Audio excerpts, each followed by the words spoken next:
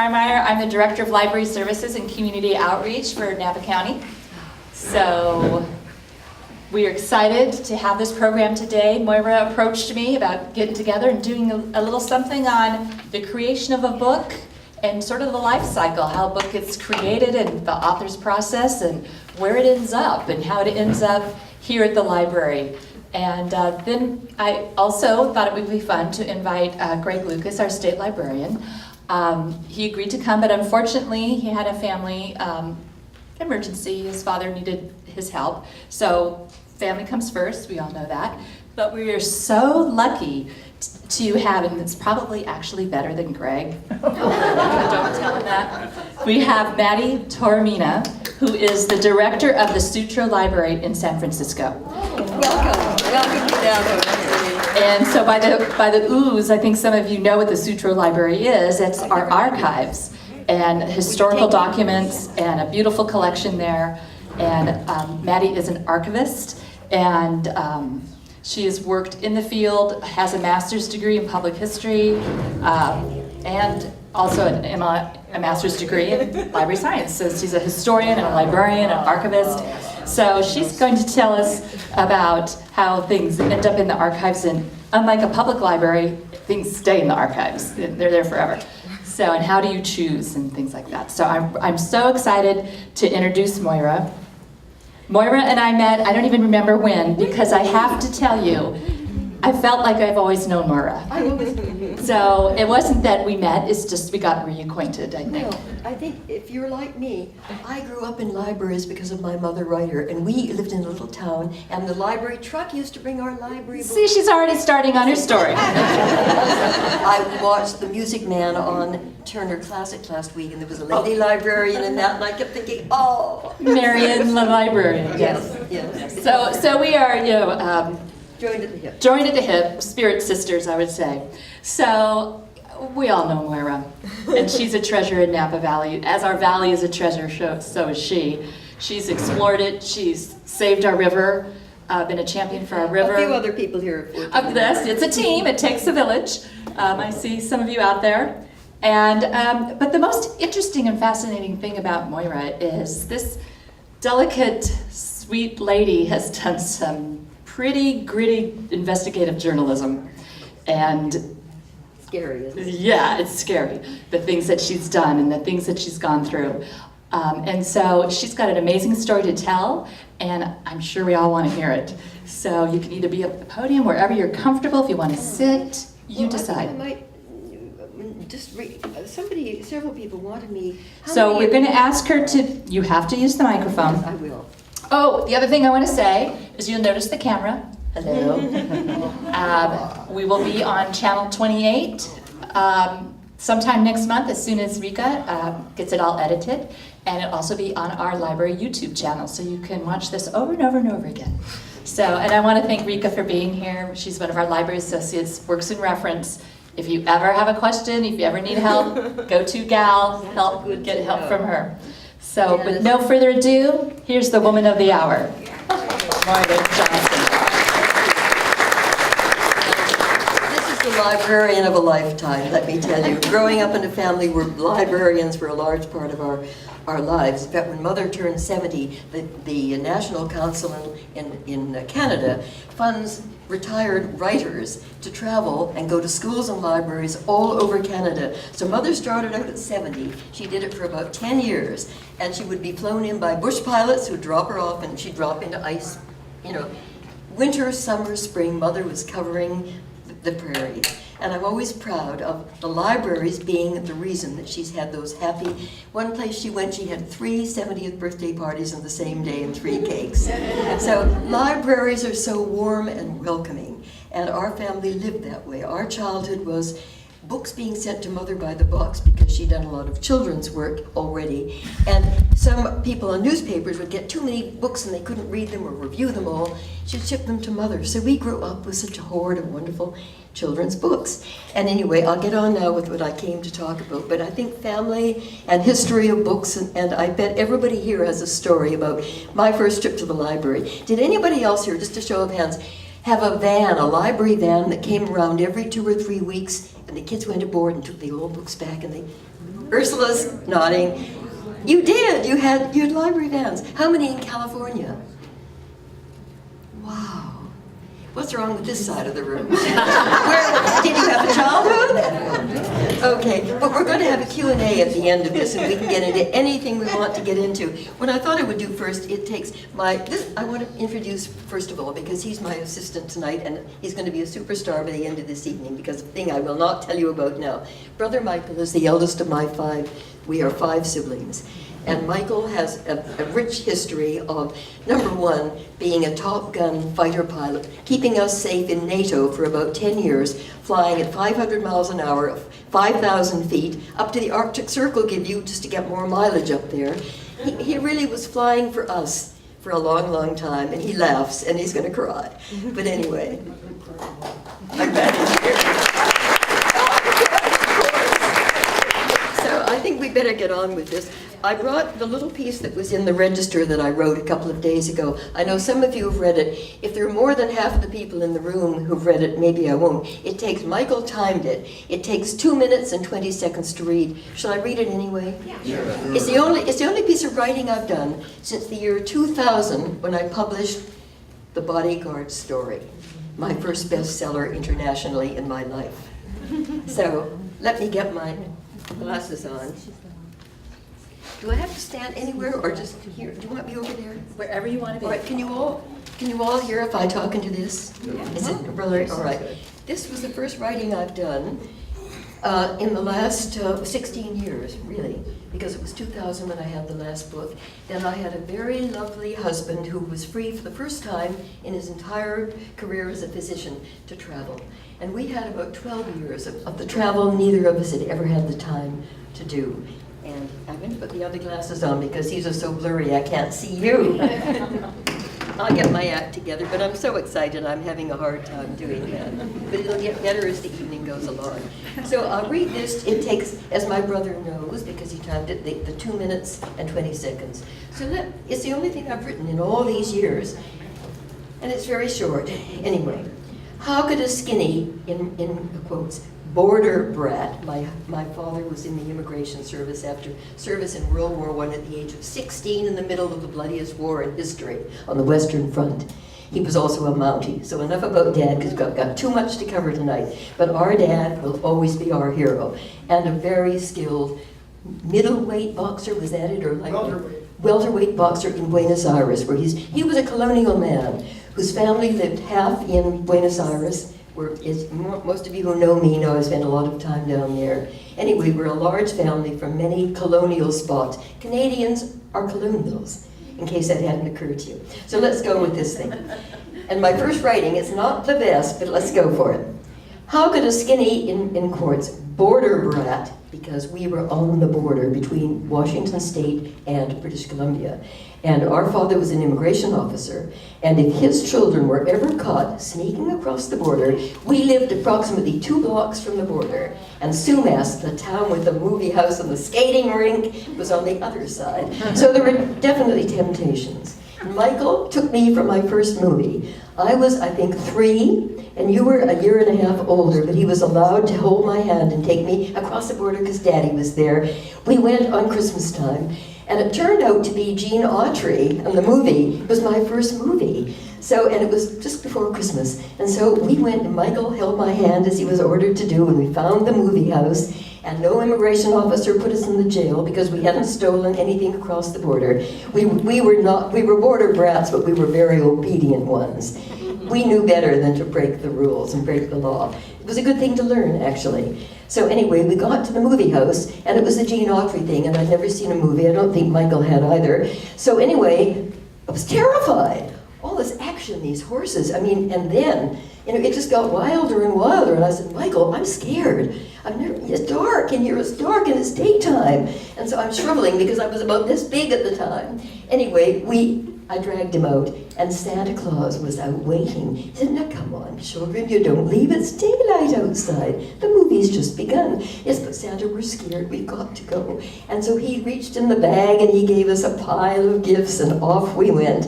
And that was our first experience of what became I would say for me, and certainly the alt who I'm looking at here, a great lover of movies, but this was sheer terror. And Santa Claus did not go up in our estimation because of that experience, let me tell you. But may I quickly read this to you?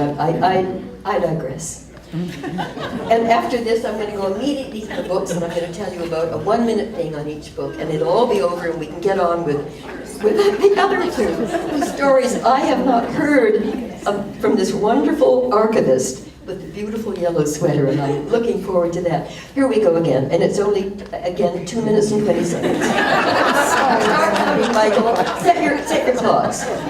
How could a skinny border brat raised in a tiny one-store town, on the US-Canada border in the depths of the Great Depression, which Canada had every bit as badly as did the United States, by the way, which Google told me a couple of days ago. How does this kid, this border brat, ever become a writer? No money for college. We were stone broke. We paid $15 for a huge old brick house, which was our heaven. And Dad finally had to pay $25 for it a month. And he thought, we can't do it. We're just going to have to go out on the sidewalks, put up a tent. So it really was deep depression in both the nations at that moment. So up we go. No money for college. And at 15, a case of pneumonia that kept her, that's me, kept me home from school for a year to look after her baby brother. He hadn't been quite expected, but he arrived, and he's darling Gerald, who's now the joy of all our lives. But it was a tough thing for me because I was already skipped twice in school. They used to do that.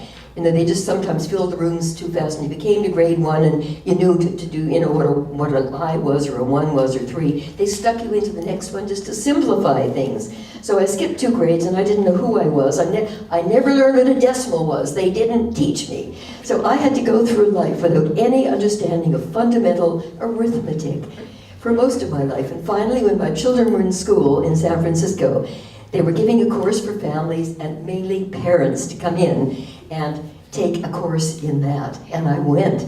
And it was just unbelievable. A decimal? What a role that plays. It's exciting, isn't it?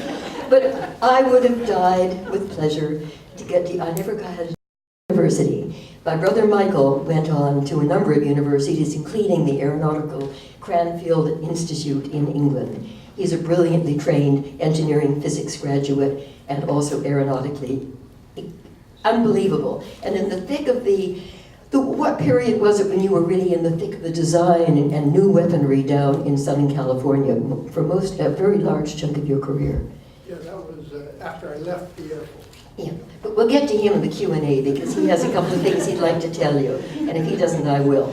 Okay, so, tiny one, I'm going to go right through with this now, I promise. And Frankie, kick me or come running up or throw something at me if I don't. That's my sister-in-law, and I trust her to look after me. So no money for college, and at 15, a case of pneumonia that kept her home from school for a year to look after her baby brother. Unlikely, right, to be a writer? But when you're born of an Irish beauty of a mother who sent her 5 kids upstairs to sleep every night to the sound of her clicking away at her Remington typewriter downstairs in the old brick house, writing scripts for the infant CBC. Mother wrote her first talk scripts and her first piece of live theater, which they used to perform, the very first day the CBC, Canadian Broadcasting Corporation, was opened as a radio. That was she was so young. And anyway, she's written a lot of history herself in that realm. Anyway, CBC Radio. And I had the pleasure and the honor, and so did Michael, my brother, and so did Ginger. She was in the same plane with us flying back, to watch the Governor General of Canada, the Queen's surrogate, pin the Order of Canada on her elegant gown for her contribution of 20 fine books of young adult literature. How could anyone not become a writer? The Order of Canada, by the way, is the highest civil order Canada awards to any citizen. And we watched our mother have it. I'm literally shivering as I say that to you. We got great joy. We were very poor through all of this with 5 kids and depressions and all that. But life goes on. I marry. I live in New York in the 1960s. And when my writing mother, Mum, and I see the sea of counterculture hippies filling our Greenwich Village's streets, we write a book. What else do we do? I mean, we're Christy and Moira, for heaven's sakes. I make up for missing college by researching and writing the history of human clothing. From the naked sculpture of the Venus of Willendorf, who any scholars of art certainly know, to the bell-bottom and stringy long hair of the hippies. We co-authored Fig Leafing Through History, and the rest, as they say, is history. I'd been known as a kid as a scaredy cat. I mean, me, a scaredy cat? Yes. I used to lie on the back floor of the car and they never let me live it down, especially going up the Fraser Canyon. Moira would just bail out and lie down, and all the kids would be furious at me. So, I'd been known as a kid to be a scaredy cat, but my life as author of 8 books of journalistic nonfiction were adventuresome beyond anything I had dreamed of. An aviation disaster. Fine, Moira, you like doing that book? I loved it. It was a marvelous story of 346 people going down in a flight from almost every culture and religion in the world. And for many weeks I sat in the trial that every family was permitted to bring to, believe it or not, a federal court in Los Angeles. When no one was from Los Angeles, the entire world was represented in that courtroom. And the experience of, for the first time, sitting in as a journalist, to live with that and to get to really truly know, as some of the closest friends I've ever had, to be there for that. So an aviation disaster is something I'll talk a little more about later in the book I wrote about it. But that's the beginning of telling you, I run into some pretty interesting and pretty tough things, but I always said, yes, let me at it. I need to know what life is really all about.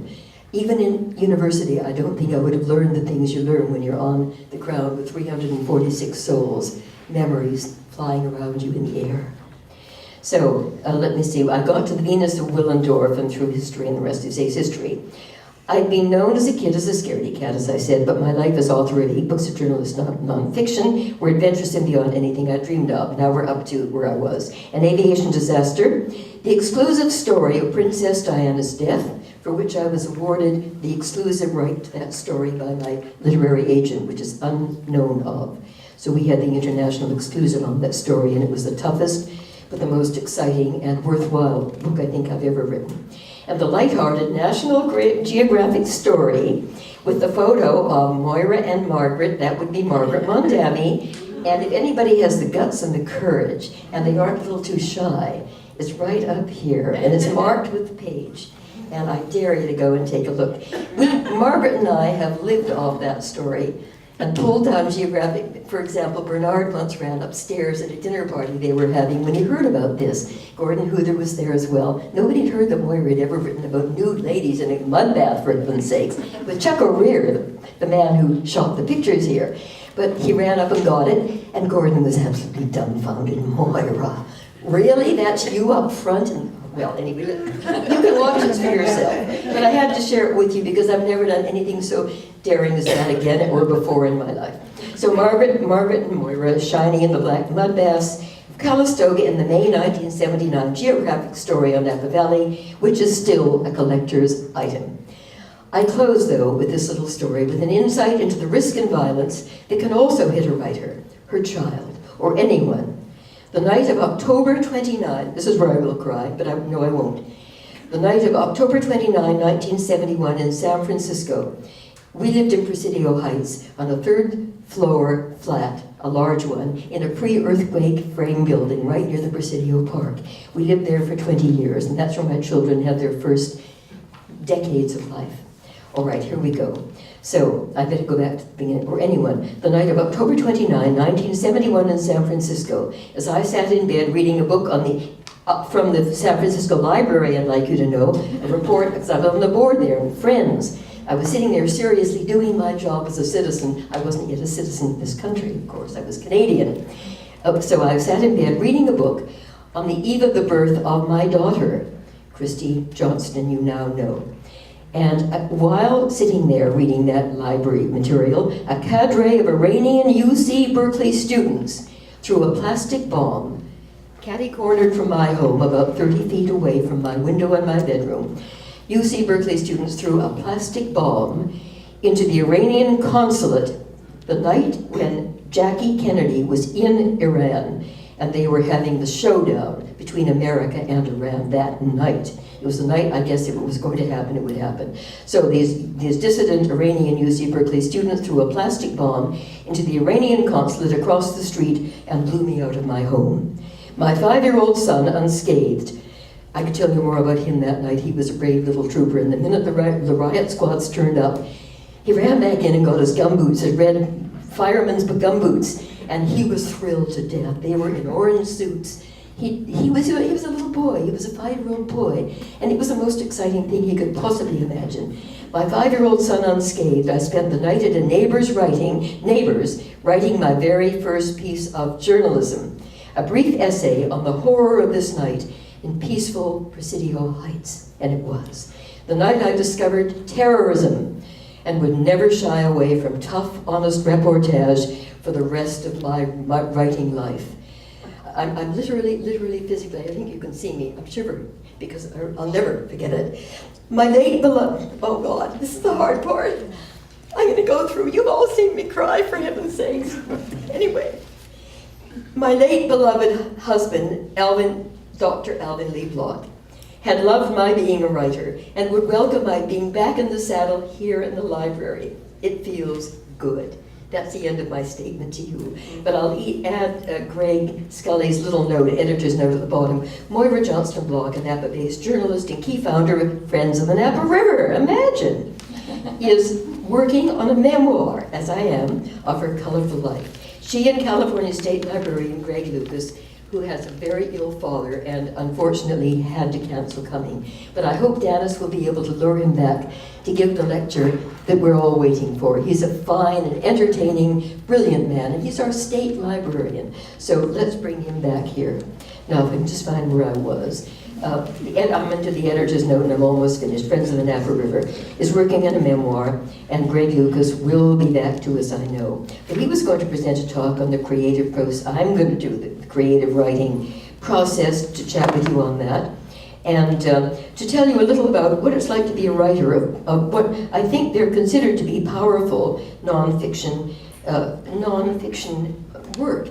Because I take on tough subjects that I've never experienced, but I'm drawn to them because I think they need exposure and they need people to know what exists. If you're ever going to correct planes going bad, you've got to know what bad things happen first. And I think that's true of many of the violent things I seem to have been drawn to.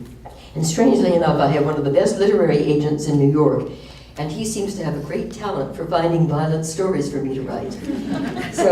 But anyway, I am here now with the people I love. I look around. I won't say it because I'm going to cry again.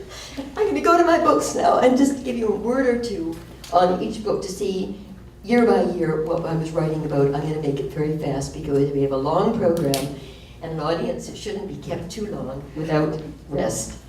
Right. Big Leafing Through History, 1972. The author, Moira and Mother. I wasn't really an author then, but Mom was. And she said, let's write a story with all these hippies here. We better find out why people even wear clothes in the first place. So I spent about 2 years delving, and a girl never having been to university, I found I really loved doing research, and I found everything I could possibly find online, in libraries, having our library send requests to get books in from libraries all over the nation. So I did that. It was a young people's book, the sort of 12 to 15 age. Sketches by Moira Johnston. I have to tell you, I'd like you to look at them because, is Gail B in here? I wish she was going to be. She was going, Gail, you're here, darling. I'm crying now even more, oh my God. So anyway, I wanted her to see it. But she's the artist. And, you know, she knows that I was a sketcher when I was in art school, but I'm always kind of proud of this because what it represents is me getting photographs or mainly from photographs in museum books. So everything I drew wasn't nothing was my imagination, but I had done research back from, again, the Venus of Willendorf, the naked little statue, the first depicted work of art that dealt with the human body. And so you can go, I'd love you to leaf through any of these later, but I did a lot more sketches in the middle. But Gail, it was wonderful to be able to show it to somebody like Gail and dare to let them see that I was audacious enough to go and sketch a book. But this was the education I never had at university.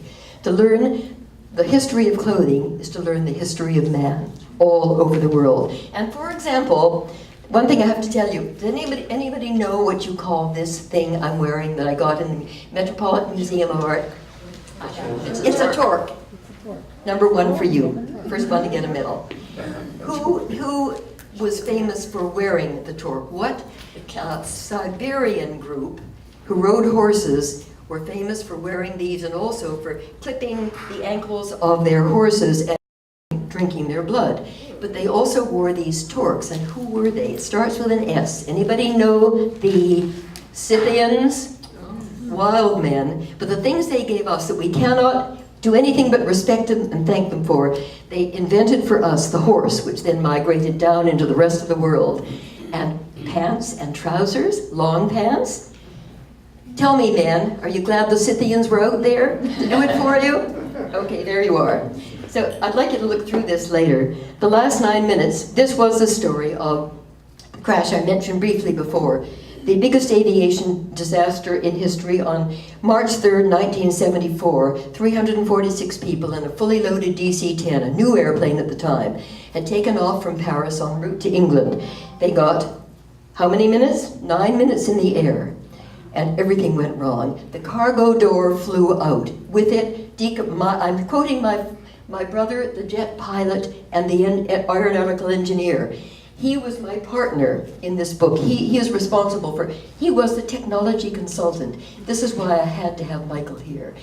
He told me about decompression and how it gets sort of fatter and fatter and fuller inside. We don't know it as passengers. And suddenly, in this plane, the pressures became too great, blew out, and the worst disaster in aviation history to that date. Michael was saying today, I'm not sure there even are larger ones. There have been one or two larger.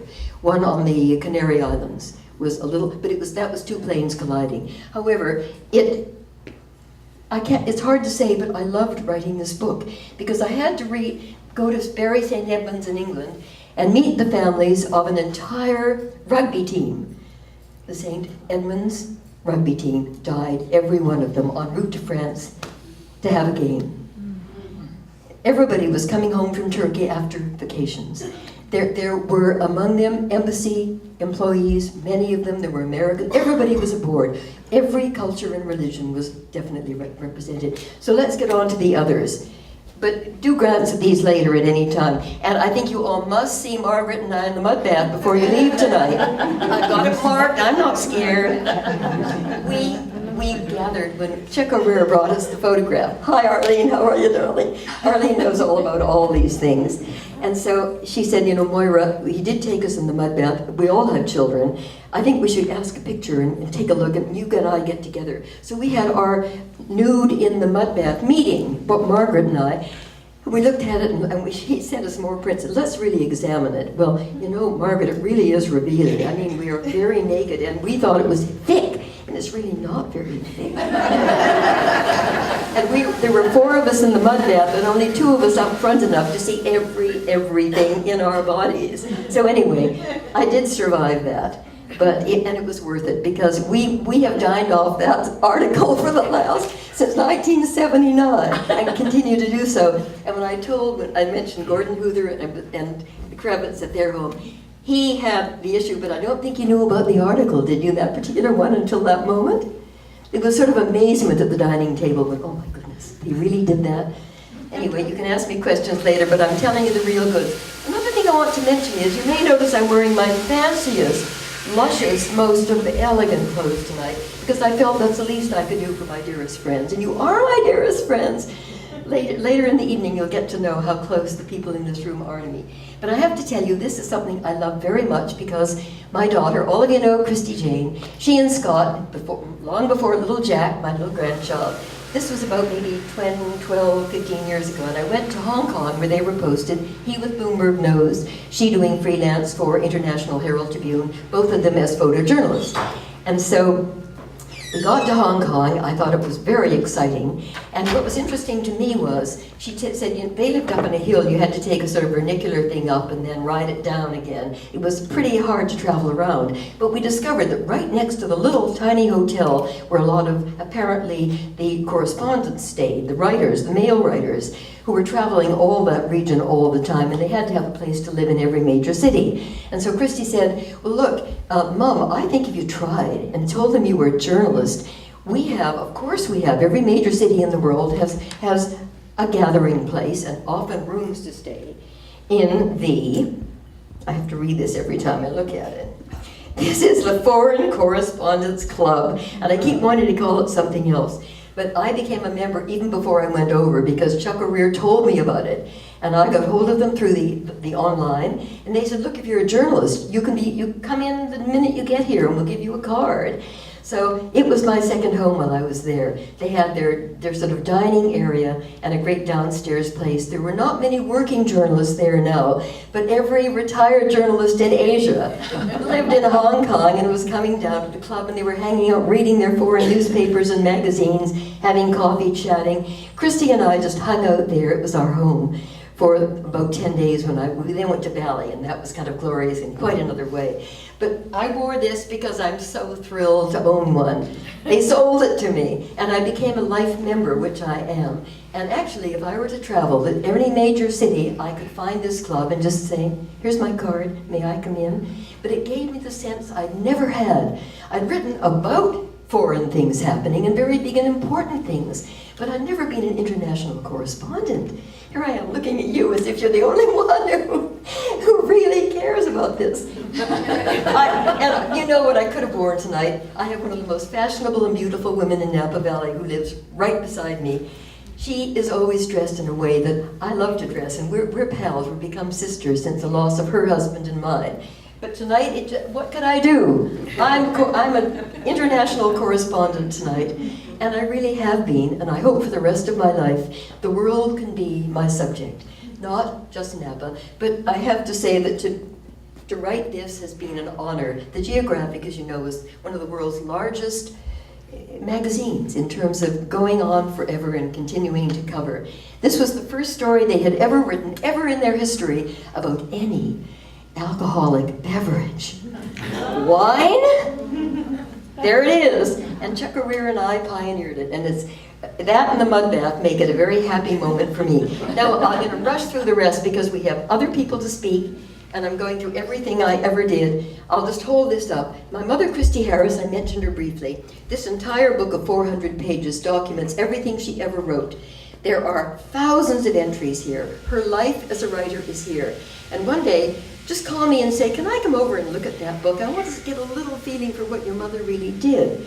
In addition to winning the Order of Canada, I wanted to bring it along just to show you that in Canada they're very conscious of writers and libraries, and they like to be to honor and to remember the writers. Takeover, let's forget that, but I'll tell you one thing I donated to this culture. 1985, the summer of the corporate takeovers in New York and all across the country. My agent calls and says, Moira, I know you're not going to like it because you can't even do math, but you've got to write a book on takeovers of corporate industries. Me?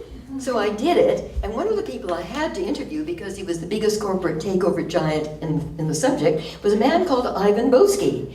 And he came up to Berkeley one day, and I thought, let's get the old tape recorder. He's one of the biggies. I better go over there, because my son was at UC Berkeley, and see if I can get an interview with him. So I trot over to Berkeley, find out where he is, get in the room, and there he's talking away, and I have the old tape recorder going. And at one point he says, young man, go east, but also remember something. Greed is good. Greed is good. From then on until today, the phrase greed is good coming out of Ivan Boesky's mouth is one of the epithets of our culture. Movies about it. You know what greed is good has done to our culture. Maybe greed is good, but I've never thoroughly agreed with Ivan Boesky. So anyway, he is the one who made the contribution, but I'm guilty of being the one to first publish it so that people knew it was there. A week after the book came out, I opened a Time magazine, and there was a picture of the cover of the magazine with my book on the cover. And I've never been proud of that book because I wasn't proud of the men who conducted the corporate takeover phenomenon. We all know who they were. But anyway, I wrote the book and I learned a lot. So we know about Last 9 Minutes, the crash book. This is always going to be the most marvelous human experience of meeting all the families and from all over the world. After that long, long trial in Los Angeles with every family represented, I had friends who now mostly have died, but they gave me a family. And I gave them back somebody who could listen and give them a sense that families are not all gone. We're all together. Anybody who's touched this crash will never not be part of it. And I have to say that a year ago, it was the 40th anniversary of that crash. And it was just before Lee died, this would be 2 years ago. And I said, Lee, I would never leave you now, but I would actually love to be over there. All the families are going, all the bicyclers from Bury St. Edmunds and the old rugby boys who've replaced the dead, they're all going across the channel. There was a gathering there of many more people than had ever died in that crash. I couldn't go and I wouldn't go, but one of these anniversaries I will go. But Lee took me back to that place one day, 1 year, many years ago, and it was so kind of him to do so. It wasn't anything he wanted to remember or know, but he knew what it meant for me. And he was, if nothing else, he was everything. He was never not anything. He knew my love of the story and the people who were in it, and for him to come and make sure that he would walk with me, we would read all the names, cry. He was crying as well. But I will always thank him for letting me share that with a man I love so much. So we've done this. Ranch is a fun one, gang. And one of these days I'm going to get a great big bus or 5, and we're all going to pile in it, get our cowboy hat on, and the boots, and the chaps, and the, what you put on your ankles. But what I'm really going to do, I know that would be fun, but little Jack, my grandson, and Christy Jane, she was 10 with me. We together left on a New Year's Eve from Caribou in British Columbia, New Year's Eve. And I said, we're going to go for a trip. We're going to go and see what ranches really are. We were on a ranch up in Caribou. So we had 6 weeks. They took her out, I took her out of school, and we got to know all the cowboys from northern British Columbia to Texas. It was marvelous because nobody cared about me, but every time we stopped, we didn't have any program. The pictures were all done. The book was here. So we had a photographer had come before us to lay out the map. Go to this ranch, go to that ranch. They'll take you in and feed you. So we were following a traveled path. But little Tracy would be counting windmills out one window and counting. I had her memorize all the capitals of every state in the Union. And she was a great companion. So we have a dream now that when Jack's a little older, we'll all get in this van. Let's get a big, big bus and go and relive it, see if the people are still alive, see if the ranch is still alive as an institution, because this was 1983. But I'm going to say a word about this because this is the only book I wrote that happened right here in Napa County. Do any of you remember that we had the defining trial for 6 solid weeks of the recovered memory movement that had destroyed hundreds of thousands of families in this country? Does anybody remember that? I do, yeah. Good, because I hung out there every single day for that length of time. Ultimately, a man who'd lost his family through the belief that his father had abused her when she was a child, destroyed their marriage, and many, even here in Napa, many families were hurt. But the last day, when the jury came back after many days of considering the case, I had not made any decision myself because we'd had the leading people scientists in memory come in and speak to us. Nobody knew what was right or what was true. But the jury came back in and said, we find the husband, and this was a man who was Robert Mondavi's #2 man in the Robert Mondavi winery. We find him innocent, and we award him $1 million. That was the end of it. And the whole movement stopped with that act. And I had no idea what really happened, but the minute they said this, I just felt a great flow of, this is the thing we had to do, of course, of course. So that was a tough one. And then I'll just go directly, and this is the last thing I'll say. This is the biggie. I have a marvelous literary agent who one day said, Moira, I'm at the airport in New York, I'm going to be out there in about 6 hours. Get right down to United Airlines lounge in San Francisco and just wait for me there. I have your next book. My next book, you haven't even talked to me yet about it, you've got my next book. But he always found the books. Sometimes I brought some of them, as you can imagine. I brought spectral evidence to him. If it was something that I knew that he didn't. The crash book I also had without Michael's help. But that's a very small point. This was a very big point because it became the international bestseller that every writer of anything in their lifetime that I've ever met, and I know we have many people in the room today who would love to be doing these kinds of books and who are writers. I go quite often to the Napa Valley Writers Club, and everybody's right. Some of you are here, the whole gang was going to come, but I hope some of you are. Because these are women who write, they spend time writing, they care. And But everybody can't have had the luck I had, and living in the right places at the right time, and having a passion for investigative journalism to write these books. They paid me the first huge sum I'd had. I have to say my children have been married well, largely because of this book. Very well. And I had my 70th birthday very well because of this book.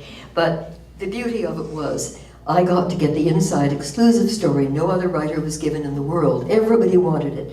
To get to know this brutalized, almost dead man, and his family had gone through. To be with the family and have them talk to me about the night they saw the telly that Diana was dead. They knew their son was her bodyguard. They knew he may be dead as well. They put on their mourning clothes, their black clothes they just kept, in a place called Oswestry in southwest England. They just got on the first plane they flew over in their mourning garb, and they went into the Fayed apartment where they were permitted to stay while their son clung to life. He survived. He will always be scarred terribly in his face, but he married and he has 3 or 4 children. His father is dead now, but I watched the family come out of intolerable violence and loss to become human beings again and to carry on with their lives. My father was born in Liverpool. He's British, and I've watched Britain over the last couple of weeks, as we all have. Britain is in my blood, but these were Brits, and they came through it as my father would have expected them to, and that I knew they would. So there's that, and that's it, gang.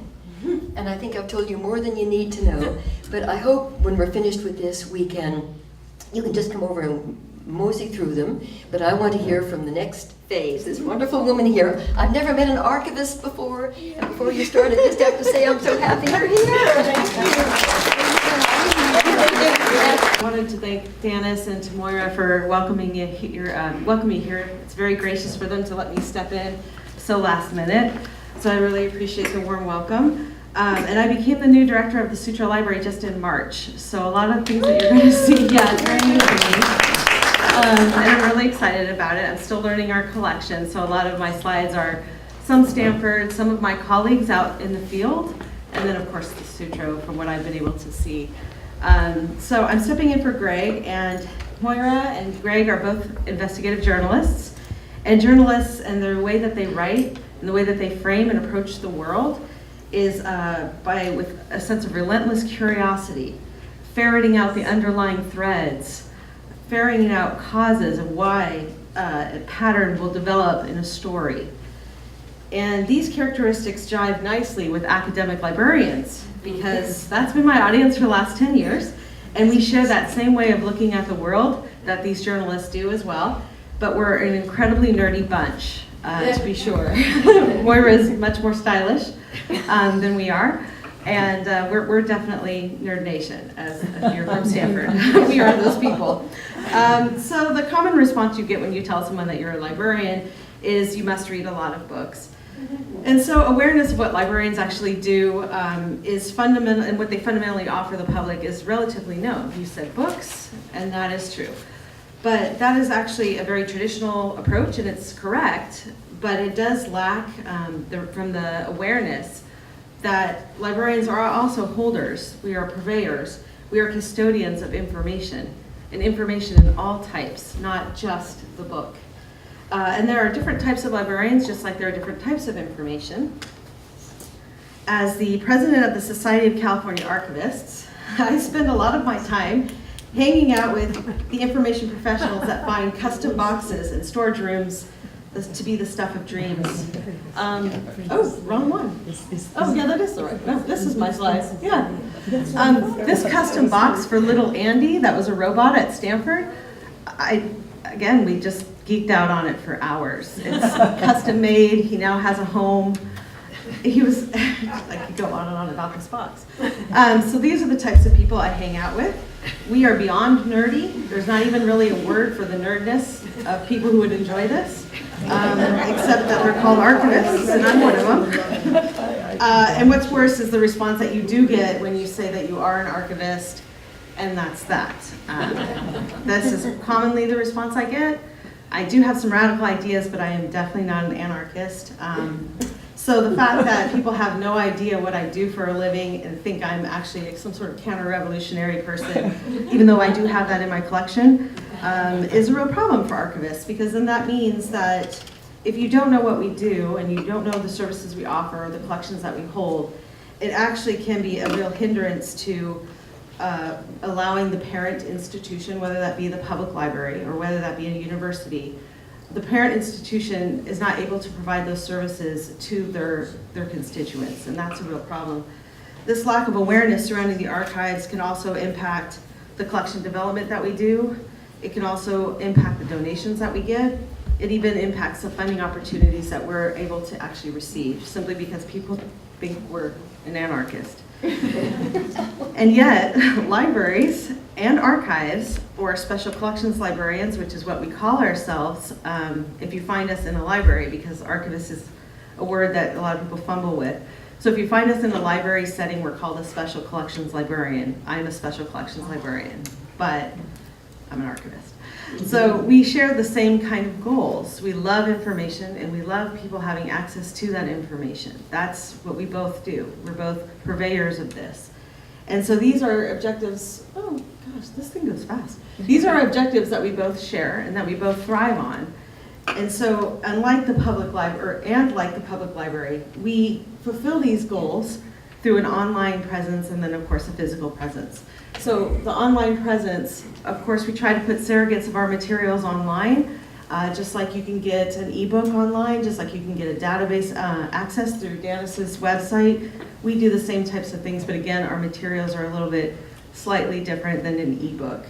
But this form of online access in these collections, these are all curated, right? Somebody has to go through our vast holdings and decide, what does the public want to see? What do they need? What is really going to grab people? That's all a curated response. It's not just let's scan everything, that's Google. And that's not very well curated, but it's very interesting. And I actually really love it. But this is actually a curated form, right, of discovery. Oop, again, that thing is fast. So social media is another curated form that archivists use, special collections use, to let people know about our collections, right? So many of you have seen the hashtag Throwback Thursday, maybe? I'm not sure. Not sure if you guys are on Twitter or not. But nonetheless, since archivists have so many different formats, we can take something like a hashtag in social media and actually pinpoint the cool things we have, not really just even subjects. Miniature Monday, 4-Edge Friday, Woodcut Wednesday. For my colleagues in conservation, it's Foam Friday, and the archivists love it because it's all about those boxes. But meaningful connections often occur through curated exhibits, curated events. Tonight is a curated event, right? And somebody deliberately chose the topic, the books were chosen, you guys were chosen.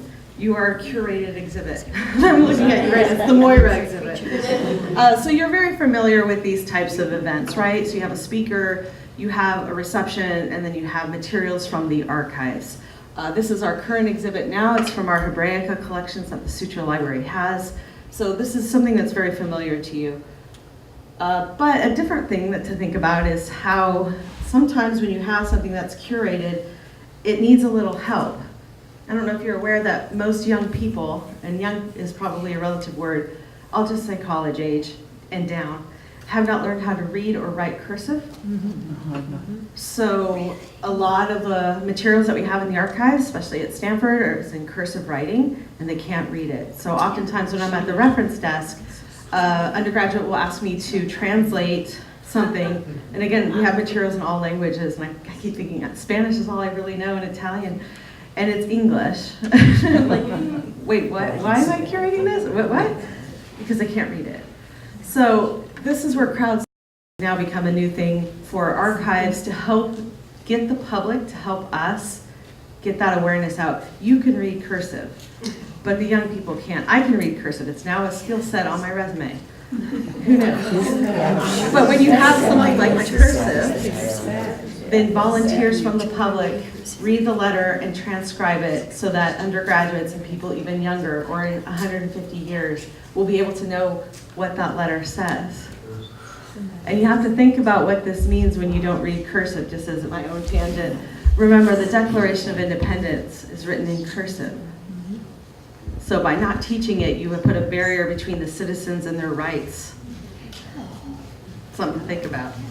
But crowdsourcing. So the New York Public Library is the most famous. It's called What's on the Menu, and they asked volunteers to read menus from New York and transcribe them and put it all online. When you transcribe, it means it could be OCR read, meaning a computer can read it now, because the computer can't read handwriting. It means it's searchable, which is very exciting if you're doing research on Chipino, which I would do.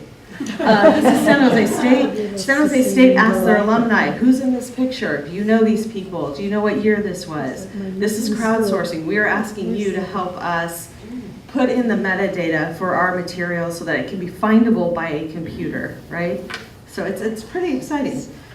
Again, with the thing. It's very touchy. So one of our main goals, obviously, is to preserve the historic record. It's very different from a library that you would think of, a public library. We have to preserve the historic record in all of its formats, and that's a pretty big charge that to try to think about the items that we can collect and what evidentiary value they hold of the past. And for the archives, especially in America, the archives profession is specifically tasked to make sure to protect and preserve our democratic rights. Without retaining and preserving the past record of what our government has done, the laws that they pass and enact, and the policies that have been implemented, our liberties are at risk. So, very good, didn't pass forward, good. And we have the most likely, and as we've most likely experienced, if you trust the web, or my favorite, the cloud, it's like this ominous thing, the cloud, to be your digital repository for all the things that you value, like your family photos, those wedding albums that you just got done on those digital cameras. How about the source for the dissertation that was the most germane to your thesis, and you're going to just believe it's going to be on the web? It's a pretty tenuous act at best. So I urge you to rethink that idea. And when you do find it on the web, how do you know that somebody hasn't tampered with it? Was this colored or painted before it got on the web, or was it automatically that way? You don't know. And that's part of the problem of using the web as your cloud. It's also the problem of believing everything on the web. So the archives is where that goes. That's where the rubber meets the road, because you could come into Sutro and see if she looks like this, or if it was tampered by somebody who put it up online. Can't really trust the documents on the web. So if you're going to put your liberties there, I would really question that. So for the curation, Moira has just created some wonderful books, obviously real journalistic stories of people who lived life, who suffered. Those are things that the archives loves as well. We love fiction, we love art. There are archives for every single discipline out there, medicine, law, you name it, we've got an archive for it. Wells Fargo, some of my friends are there, Sears. There's an archive for everything. Disney, it's my personal favorite. And that's actually the exciting part, is deciding what gets into the archive. It's called collection development in library circles. And how do we decide to take it in? Because unlike a normal library, it really never really leaves. So we have to really, really want it. And it's also very expensive. So archival conditions are expensive conditions, climate control, pest abatement, these types of things. So if it's going to be weeded out, it happens early before it's finally in its resting place. And then with the collection development policies, they have to be tight. You have to be really laser-like on what you're going to collect. They have to be grounded in mission statements. They have to be what our constituents want, but also they have to grow with our constituents. Our collection development policies have to be well-informed, and our staff has to be somewhat of a subject expert in whatever the subject is that you're collecting on. Some deep knowledge of the researchers would naturally need these types of materials also helps, and just as important, how actually research is done. And not just research, methods are really the key. How are research methods changing? Because technology is changing how historians are doing their work, how writers are doing their work, even how artists are doing their work. So archival staff has to be up to date with both the tools and the methods, which means think born digital. All those emails you're sending. Moira's probably got 1 million emails that we would love to archive. right? It shows her interactions between your agent, which I'm assuming is the business angle. Somebody may be studying the business angle of writing. We need her emails. How do you preserve those? This is something that Stanford's working on right now to actually preserve emails born digital. They're called born digital materials. How the digital files were created, we need to know the platform, what was the software used, what are the attachments, and then how are future scholars going to use her emails when they actually do their research using new research methods. It's incredibly hard. And I think of Moira's books, and I think of the manuscripts of her books. This is a manuscript of a historian named Hettel. He's a California historian, if anyone knows Hettel. But that's all part of that research process. People study writers and how they go about doing their process. She has a recording now from The Bodyguard. We want that. We need to preserve that. So how do we get that? Does anyone here? You probably do. But most of the time when I ask a college audience, does anyone here have a tape player? Most people say no. Does anyone here have a tape player? Cassette player? What size is your cassette? Is it the small cassette? Or is it a big cassette? When you were recording Ira Boski. Oh, no, I don't even use any of the kind of things I used then. I no longer use. It was a lot of tape recording, hiring transcribers. Right. No, what I didn't actually say, and I will say, no, I'm not a techie. I live on my mat, and that's about as complicated as I've ever got. So Bernard Crevitt can tell me anything I need to know, and I count on If you had that tape of, it's Ivan. Yes. Ivan, sorry. If you had Ivan's tape, you need to have the actual machine that can play the But you tape. see, And then you have to pray that her tape is in a condition that would be able to sustain the playing well, Mattie, and not I do snap. have a lot of old tapes. I should Right. get them in your hands or Well, somebody's hands. someone's hands. Forget Someone's about it. hands. But this is the nature of archives. So if we want to go back and hear the actual real interview that she did, we need to have the tape player. The condition of the tape matters. Then you need to have a reformat. You can see how the layers of this gets very expensive as well, and time consuming too.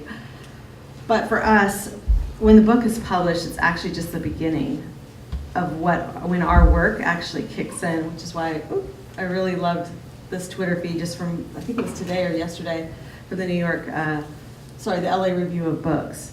Somebody annotating and putting the marginalia all around the book with obviously their own thoughts. For us, this is just the start. It's those manuscripts, it's those tapes, it's the final book, and then it's everyone else's writing on the final book. Then it's the rebuttal of the book. Then it's her interviews and clipping files, and it's very exciting. So we really love it. But there's actually a really exciting change that's happening in the archives profession, in the world of creation and curation. There's a call for us to be increasingly more open to who curates collections and what materials they curate.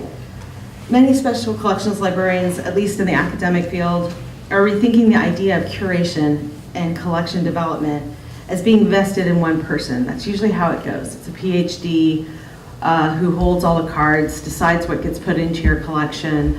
Maybe in the library, the public library, I'm not sure, but there's usually a subject specialist or there's an acquisitions librarian, somewhat. So the idea is to open this up, right? The idea is that it can't just be one person. It can't just be somebody who has a PhD. It can't just be the library director. This is actually a slide of a conference that just happened last week of a whole bunch of my type of people, special collections librarians.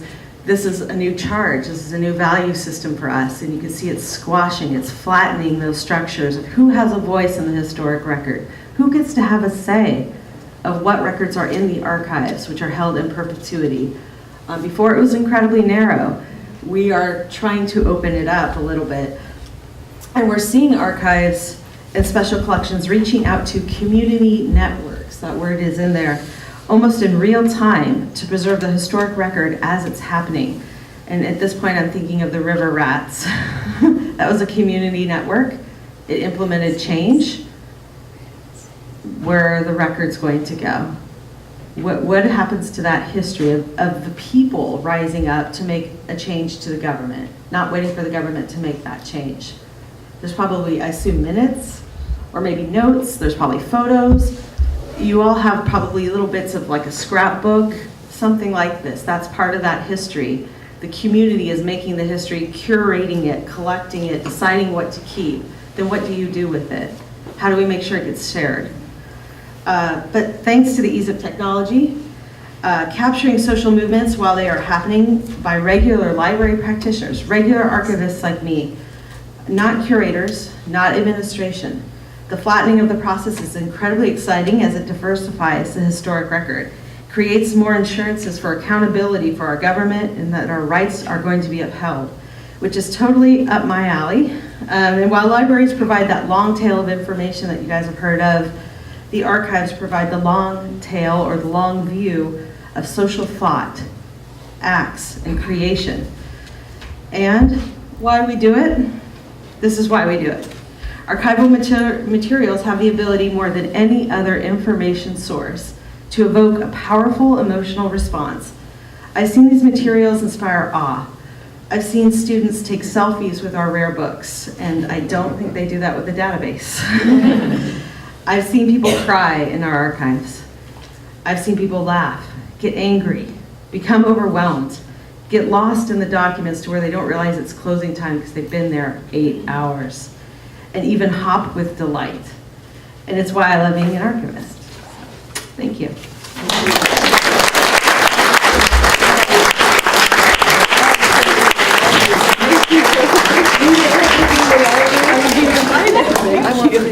The mission of the Napa County Library is enriching lives with books and information.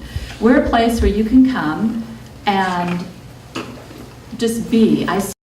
We are the community's family room. If you come into the library, you'll see people sitting, enjoying a book, sharing a book with a child, working on the computers, browsing. So we provide a different sort of service. And today I rushed back from our library commission meeting. It was up in Calistoga. And as you know, we just reopened that building. It was built in 1924. It was originally founded by the Women's Club up there in Calistoga. And so we had a total remodel, and every single computer, there's 10 computers, they were filled up with kids, and kids were in the library using it. But what was fascinating, as we go through, we were giving our statistical report, and circulation throughout Napa County is declining. And you would think that is something that would just shock a librarian and make me cry. But no, what we're finding is we actually are having more people come into the library because they're using it in different ways. Over the past year, we had 30,000 people come to a program at the library. You're part of that 30,000 people. If you look at this, this is our quarterly newsletter, all our programs. It's 15 pages long. On each page, there's all these different things to do. So people come to the library now to explore, to learn something new, learn a new skill, discover. We have our tagline is start here. Say you want to start a business, come to the library, start here. We'll help you do your research. You need to write a business plan, we'll get you books on that. We can do some research on databases, start here. You want to learn how to sew, start here. The library now has sewing machines. We're giving classes on how to sew, a lost art. I don't know how many of you heard the phrase adulting. This is the new learning how to adult. Really? I think I saw something somewhere that most college students, high school students don't know how to sew on a button, don't know how to balance a checkbook. They don't use a checkbook, you know, they pay everything online, or their parents do. Don't know how to cook. We have cooking classes here. We've had sushi, how to make sushi. We've also had classes on, we do our succulent swap. So you bring your succulents in, you swap it. So gardening, the master gardeners come in. One of our most popular programs was coloring for adults. We had over 200 people come to that program. So what does that tell us? People are hungry for connection. And when you come to the library to come to a program, you are connecting with like-minded people. We're all here for connection because Moira connects us. We all came here for a reason, to be here and to learn, hear more about Moira's story, to learn about this, so you're interested in this moment. And otherwise, what would you be doing? You'd be home, maybe watching TV, going for a walk. And instead, we're here connecting together, and that's what libraries can do. And another thing that we can do is give people the skills to succeed. We recently received a grant, one of our library staff, and it was called Start Here, New Americans. And we found that in Napa County, we have a very large population of immigrants who are able to become citizens, but they haven't become citizens because there's a barrier. When are they going to take the classes? Who's going to take care of their kids? So we saw that this was a need, and we worked together with our community partners, and we offered citizenship classes on Saturdays with childcare, because they couldn't come because who's going to take care of the kids? And one of the things that we learned, you know, when we first started, well, we're going to have 12 classes and everybody's going to come and they're going to go boom, boom, boom. Well, people have lives. So some people dropped in, some people came in, mix and match. But at the end of the day, we have 7 new citizens in Napa County who were able to vote this past election. Yes. Yes. Now that changes the And if you want to fund it, we're looking for money for that. And part of the grant funds did pay that $635 fee to take the test, which for many people, especially people who are trying to become citizens, that's a barrier that they would never get over because they need to pay the rent instead. Or, you know, they get a flat tire, something happens, they got to go to the doctor, there goes their budget. So libraries can transform not just by getting a book and learning to read and going to story time, but getting a new skill that you never really thought that you needed or that the library could help you with. And one thing that I always say is we give it away for free. So, and you've already paid for it. Your tax dollars support our library. Everything you see here, you've already bought, you've already paid for. Why aren't you using it? I don't understand. It already belongs to you. Yes. And so, and in terms of our collection and how we choose, you know, we can't keep everything. We are a popular materials collection. Yes, we will have 50 Shades of Grey. Are we going to keep them all? No. You know what? Nobody wants to read that anymore. It's gone. It's off the shelf. We're going to get the new thing. So we always have to be looking ahead. What are the trends? What's popular? We know that, you know, the Harry Potter movie is going to come out in about a year. The new Star Wars movie, people are going to be interested in it. We got to get ready and geared up for that. We know that we'll probably need, you know, 20 copies of a certain title when it comes out. So anticipating those needs is something that we do all the time. And in terms of collection development, we do it as a group process, and different people, staff members have different areas where they're the experts. We have one person who, she orders all the DVDs and the movies. If you want to know a good movie, talk to her. Rika, what do you collect? No? I don't have a special. She doesn't have a special collection because Rika does the programs, that's it. What are the other things? Have any ideas? Let me know. You know, in terms of special programs, we have a 3D printer now here at the library, so that we can play around and learn to use it and explore. So we try out new technologies. So we like to try out new things and make them available to the public so that you don't have to go and buy it if you don't want to. You can like see how it works. And usually right around Christmas, everybody gets, you know, a new iPad or the newest smartphone, a new tablet. You can come to the library, we'll help you learn how to use it. We have wonderful databases that you can download and use. So we really, the library and its role in the community is growing and changing as, you know, ebooks become more popular. And so we have digital ebooks that you can check out at the library. And we're starting a brand new initiative where it's called Link Data. So now you have to go into our catalog and look for something. And then onto the catalog, go into the computer, click on your subject, and you find a book.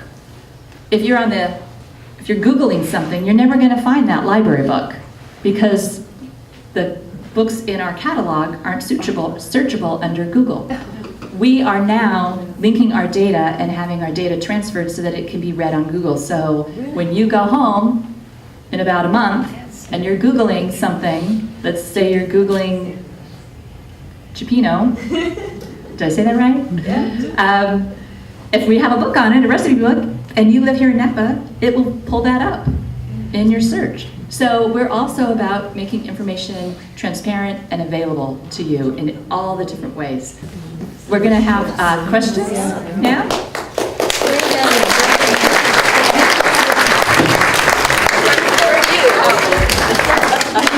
And I know we all want to ask Moira questions, or Mattie, our curator, any kind of questions. So if you have a question. There, we got one. Bernard, thank you. I have a question to you, and my question is about authenticity. As an example, I have made about 50,000 slides in my life.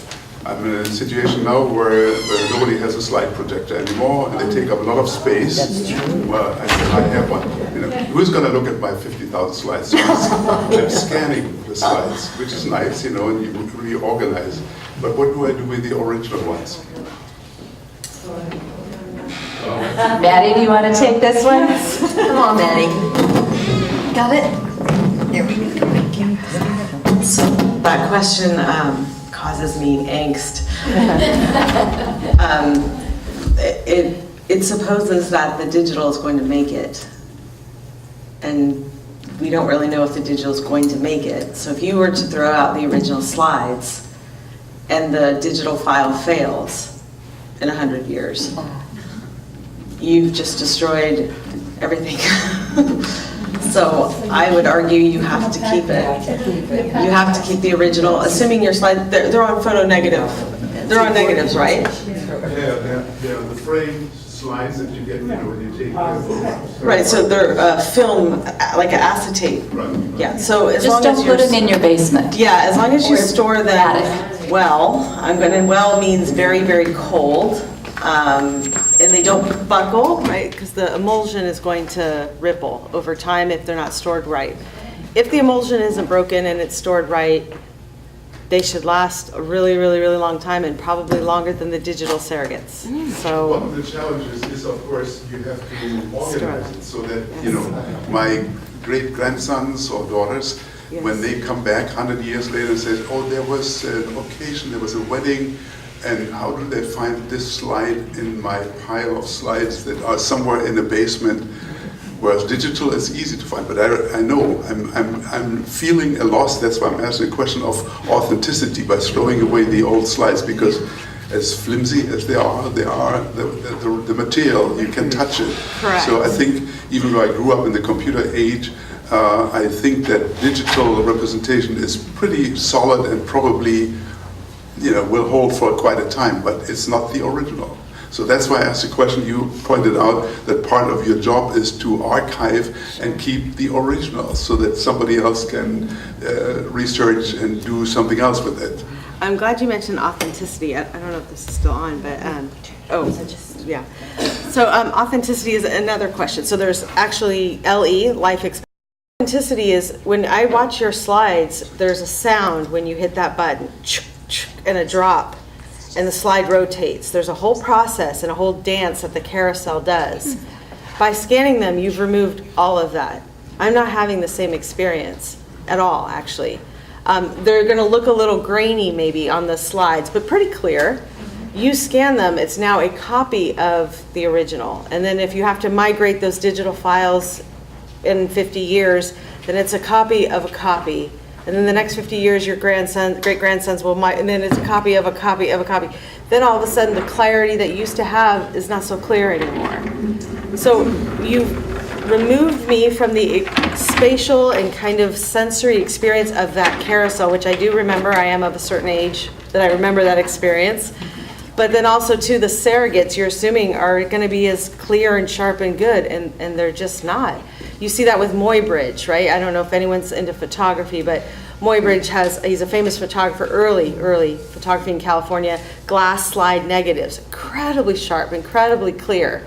And as librarians over the years have made copies of the glass negative, then to a copy of what would be a normal negative like an acetate, then we make it digital, that it's not as clear as the glass negatives. The glass negatives are still crystal clear. So you really got to put faith that in this digital kind of environment, I don't know personally as an archivist I would do that.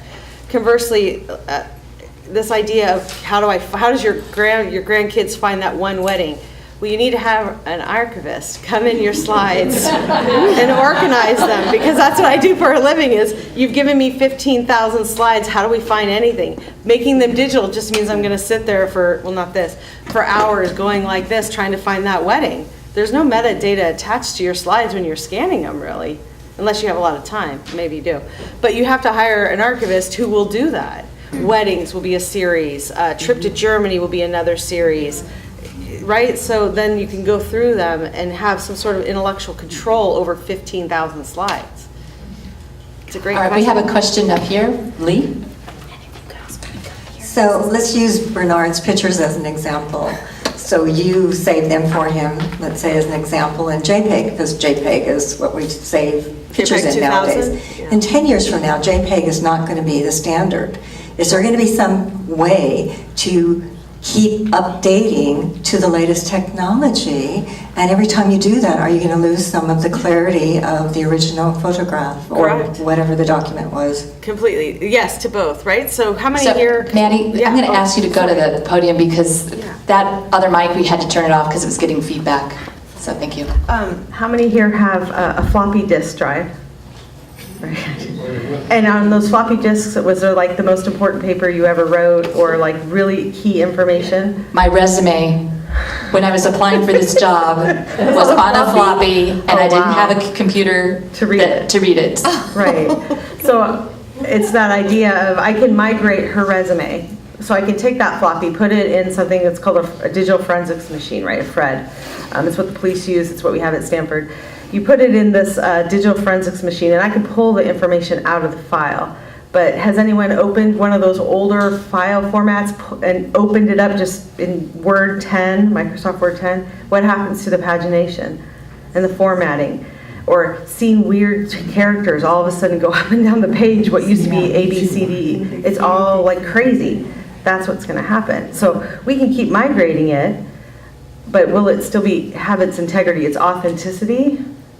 Don't know. I mean, again, that's what platform is it? What's your current software? What's your current machine? Remember, people in tech, they're not making things to last, right? It's planned obsolescence. So they don't want you to have a format that will go throughout the dawn of time, because that means you'll never buy another software program. You'll never buy another computer. That doesn't make any sense as a business model. Yet, you have your resume. You guys probably have other files you desperately want. Normally, maybe it's not a big deal. Just pull the information out. The pagination's weird. You'll spend 5 hours correcting it, and you're fine.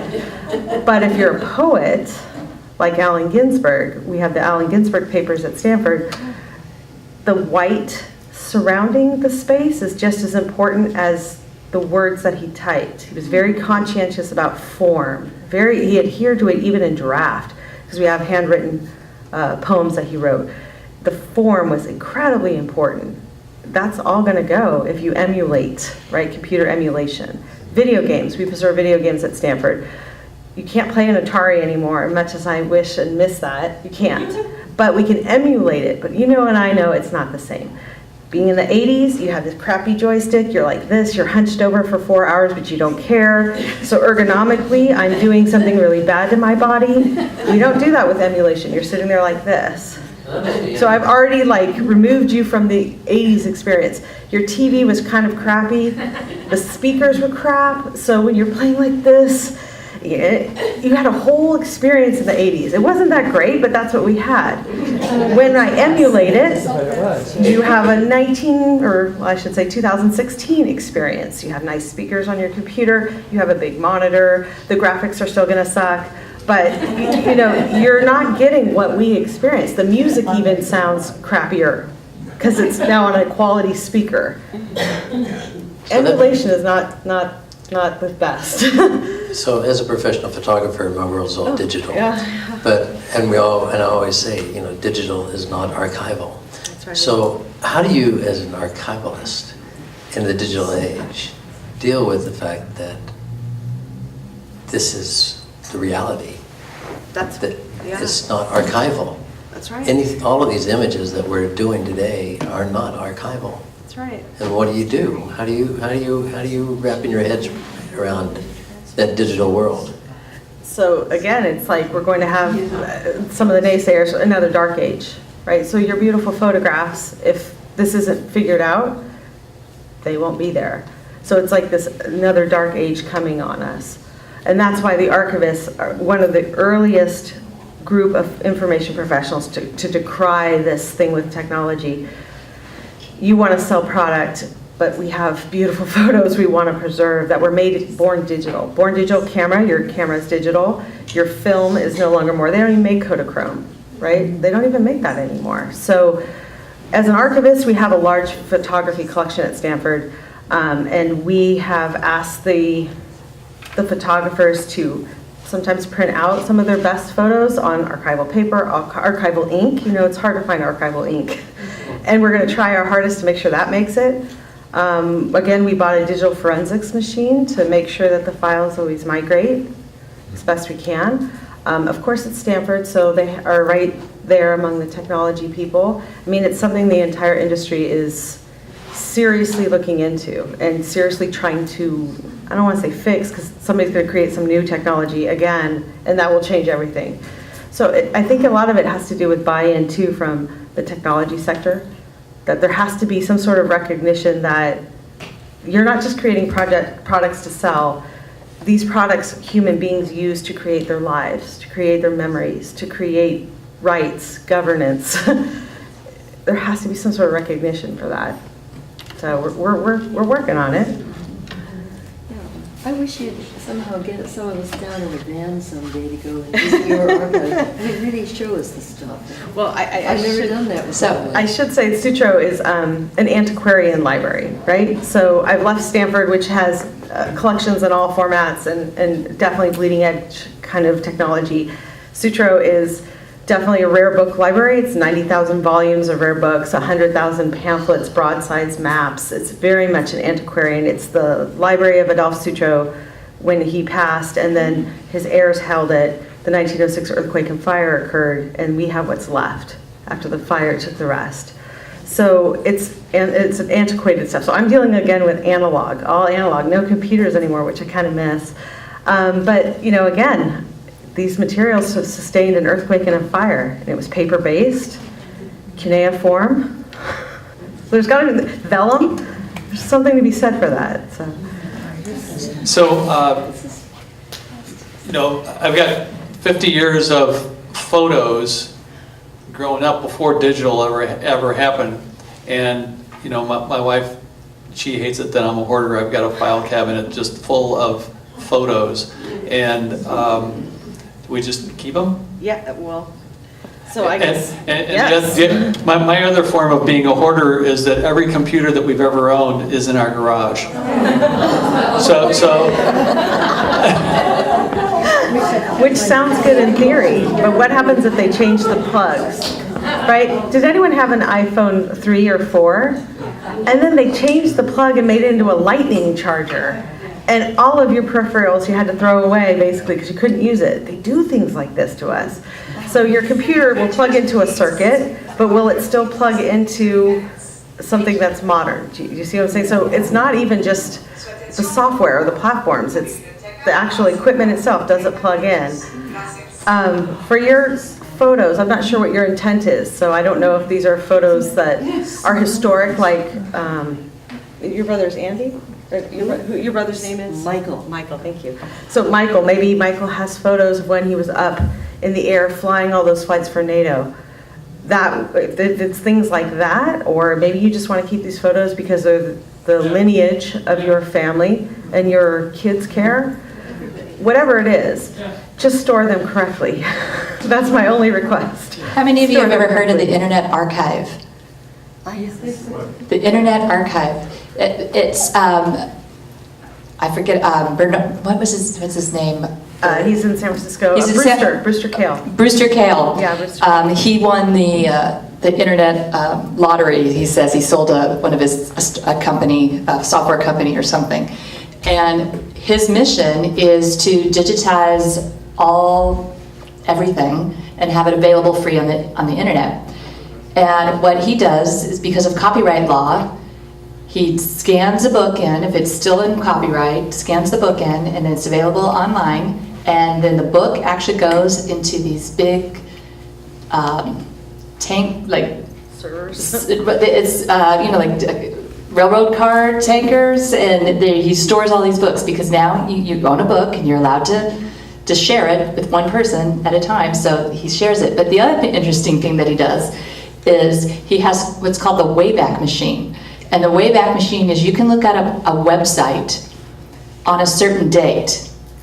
So you can go to CNN on the day of 9/11, and you can see what is happening, what happened and how they reported it that day. So that's another way of archiving. Now, is it going to solve the format problem? Not necessarily, but at least it's getting captured.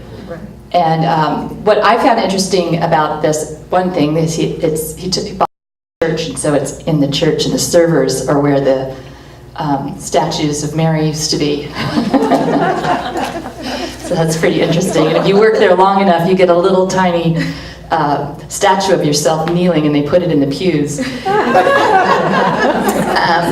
But what they found, there was a lot of rumors and things going around about what was happening in Muslim countries after 9/11, that they were dancing in the streets and celebrating the Twin Towers falling.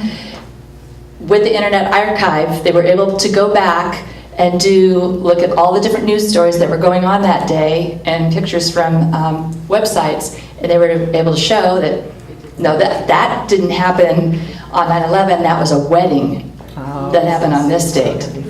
So Don't trust the internet. don't trust the internet.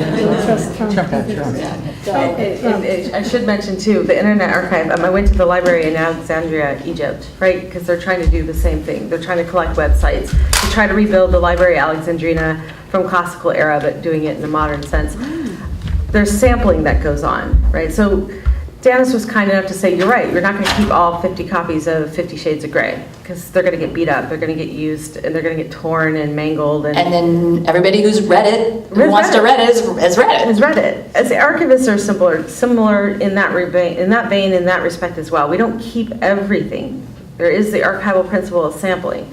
So your family photos, I think, especially with digital photos, right? You can take like 8,000 photos of yourself, selfies. The kids always, I don't know why they do that, but there's like 1 million selfies. And then they still keep all of them. If I was to collect that collection, I would take the best ones and then delete the rest. And I don't know why they don't do that. That's curating the collection. So your family photos, maybe I just pick the 5 best of you and your kids, and then the ones where you're kind of blurry or you shut your eye, maybe I would delete those. Or maybe I wouldn't, to show how technology worked, especially if it's like a daguerreotype, right? So sampling occurs in the internet, kind of culling. Those machines, when they cull the internet, they have to sample as well. And then, of course, with archival principles, we cull, or weed, if you will, or sample. That's really what we do. And because you just don't have finite space. And we all have finite space. We don't have unlimited space, no matter who you are. So out of all of your slides, I would have to look at that hard and think, okay, what to keep, what to not keep. Clean out your house. That's about the That would be great. But remember, every time you clean out your house, or I cull or weed, or she culls and weeds, we are, I don't want to say tampering with the historic record, but we are curating the historic record. So for everything I throw away, something was there, which is why there are not a lot of people of color in the archives. That was somebody's conscious decision not to collect on African Americans in the South, or not to collect on Vietnamese that live here in California. Who's collecting on them? There's a lot of Filipinos that live in California. Who's collecting on them? That's a conscious decision that we're making, probably subconscious, really. Subconscious. It's subconscious. But the point is, it won't be in the record.